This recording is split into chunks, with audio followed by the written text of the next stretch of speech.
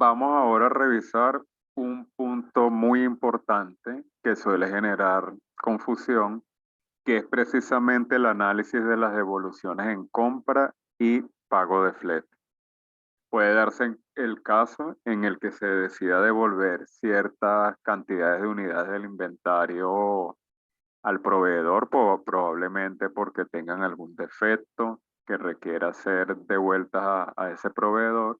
Pero ¿qué pasa si previamente habíamos cancelado por esas unidades fletes en compra? Allí sencillamente ese flete en compra cancelado por todas esas unidades que se compraron inicialmente, lo vamos a perder. Lo vamos a perder por la sencilla razón que pagamos por el traslado de una mercancía que al final tuvimos que devolverla al proveedor. Siendo así el caso, contablemente para nosotros eso va a representar una pérdida. Para saber cómo vamos a reflejar esa pérdida. ¿Cuál pérdida? Repito, el flete que cancelamos por todas aquellas unidades que finalmente fueron devueltas al proveedor. Para saber cuál es el curso de acciones a seguir para reconocer contablemente esa pérdida, va a depender del momento en el cual ocurre la devolución y el pago del flete. Allí básicamente se nos van a dar dos casos importantes. Vamos a iniciar el número uno, que es cuando se compra, luego se devuelve y finalmente se paga el flete. Ojo, tiene que ocurrir estos tres momentos en ese mismo orden en específico, es decir, primero se le compró la mercancía al proveedor, posteriormente decidimos devolver parte de esa mercancía a ese proveedor y luego al final es que nos llegó una factura con el flete en compra por esas unidades que ya habíamos devuelto. Ojo, si de repente se da es que compraste, pagaste flete y luego que devolviste, no estás en el caso uno. Debe de darse estas tres situaciones en ese mismo orden. Repito, compras la mercancía al proveedor, luego decides devolver parte de esa mercancía y finalmente que te llega la factura del flete en compra de todo eso que ya habías devuelto. Si es el caso que se te dan esos tres momentos en ese mismo orden en específico, ¿qué nos dice el caso que debemos de hacer? Aquí nos lo dice bien claro. El flete total se divide entre la compra neta, es decir, compra inicial menos la devolución. Es decir, las demás unidades absorben el flete de las unidades de vuelta, lo que va a ocasionar que aumente el costo de flete por unidad. Es decir, el flete de todas esas unidades de vuelta la va a asumir de manera directa las unidades en existencia. Al absorberlas las unidades en existencia, va a originar que inevitablemente existe un incremento de flete por unidad. Vamos a verlo aquí a través de un simple ejemplo. Allí nos indica que se compran inicialmente 100 televisores, luego se devolvieron 20 televisores, posteriormente se canceló un flete de 20 bolívares por cada unidad. ¿Qué es lo primero que siempre debemos de hacer? Verificar que se den estos tres momentos. Primero compras, luego devolviste y finalmente te llega la factura del pago del flete en compra. Vamos a verificar. Primero que se tiene que dar la compra, fíjense. Se compran inicialmente 100 televisores, después que se tiene que dar la devolución. Luego se devuelven 20 televisores, vamos bien. Y en tercer lugar es que te llega la factura del flete. Posteriormente se canceló un flete de 20 bolívares por unidad, es decir, se dan los tres momentos en el orden en específico. Compraste, devolviste y finalmente te llega la factura del flete. ¿Qué vamos a hacer allí? Bueno, inevitablemente el flete por esas unidades que estamos devolviendo, que en este caso son 20 televisores, la van a asumir las unidades que quedan en existencia, lo que origina un aumento de flete por unidad. ¿Qué vamos a hacer en este caso que es sumamente sencillo allí? En primer lugar, vamos a calcular el valor del flete total cancelado. Para ello, vamos a tomar el número de unidades que fueron adquiridas inicialmente, 100 televisores, los cuales lo vamos a tener que multiplicar por el valor del flete unitario, es decir, 20 bolívares.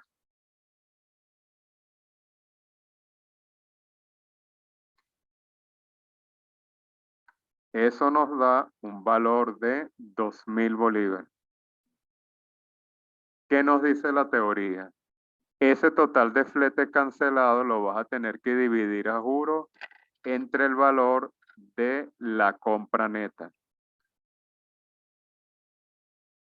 ¿Qué es la compra neta? No podemos olvidar que va a ser el valor de la compra inicial menos la devolución. ¿Qué compraste inicialmente? 100 televisores. ¿Qué devolviste luego? 20. Al final, ¿cuántos televisores te quedaron? 80. Entonces 80 sería la compra neta. Al hacer esa división de 2.000 bolívares dividido entre los 80 televisores, eso nos va a dar un nuevo flete de 25 bolívares por cada unidad. Fíjense ustedes el incremento que existe. Originalmente el flete por unidad era de 20 bolívares y fíjense que se incrementa hasta 25 bolívares. Es decir, cada unidad va a asumir 5 bolívares por todas esas unidades que fueron devueltas. Así de esa manera vamos a tener que reflejar el aumento de flete por unidad cuando estemos en el caso número 1, cuando se compre. Luego se devuelve y finalmente se cancela un flete en compras. Ahora bien, si no estamos en presencia de ese caso número 1, sino del caso número 2, es porque las situaciones se dieron de la siguiente manera. Vamos a verlo por aquí.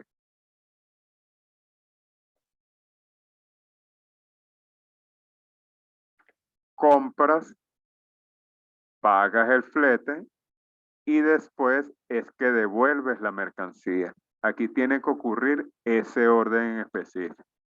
Compraste al proveedor, luego te llegó tu factura de un flete en compra y al final es que devolviste al proveedor.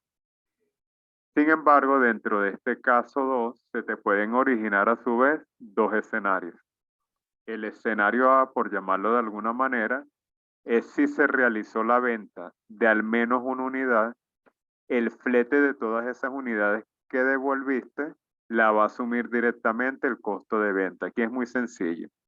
Si tú compraste primero, pagaste el flete y después fue que decidiste efectuar la devolución y además has vendido por lo menos una unidad de manera sencilla, sin hacer mayor cálculo, el flete de todas aquellas unidades que estás devolviendo lo va a asumir de manera directa el costo de venta.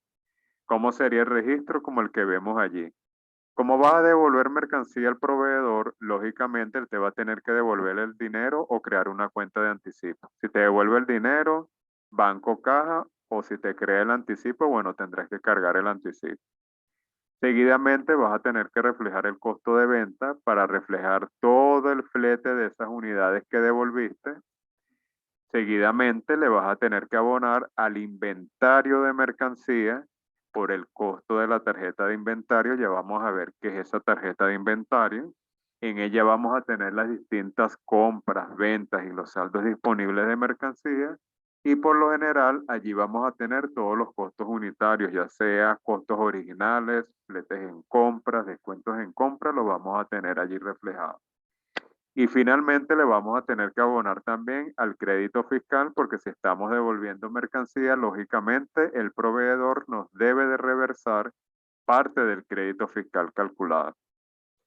Ahora bien, si estamos dentro del caso 2, donde compraste, pagaste flete y luego devolviste mercancía, pero no has vendido por lo menos una unidad, no se puede utilizar el costo de venta, por lo que en este caso la compra neta absorbe el flete total y el asiento quedaría de la siguiente manera.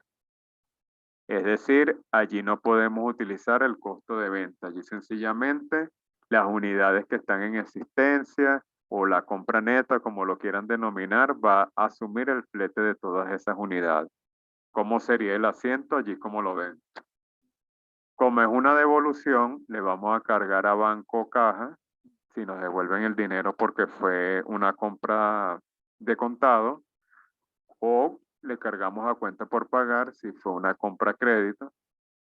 Luego las cuentas a abonar van a ser inventario de mercancía para darle salida a todas esas unidades, pero al costo según factura, es decir, costo según la factura original. Allí vamos a tener el costo original y vamos a tener que abonarle al IVA crédito fiscal para disminuir parte de ese crédito que nos había calculado el proveedor porque sencillamente le devolvimos la mercancía. Le coloqué esta nota importante para que no se les olvide. Se debe sacar las unidades del inventario de mercancía a su costo según factura y no a su costo en tarjeta. De esta forma, las unidades en existencias absorben el flete de las unidades de vuelta. Allí vamos a ver cuando estemos en los ejercicios más avanzados que es muy diferente el costo según factura que el costo según tarjeta de inventario. El costo según factura contiene solamente el costo inicial de la mercancía, mientras que el costo según tarjeta de inventario allí puede contener el costo original, los fletes cancelados, así como los descuentos recibidos.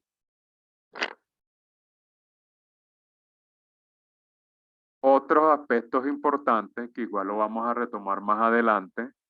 El primero es que cuando ocurra una devolución en venta y la venta se realizó de 2 o más lotes, se ubica en la tarjeta de inventario y se debe de incorporar de abajo hacia arriba al costo actualizado al momento de la devolución.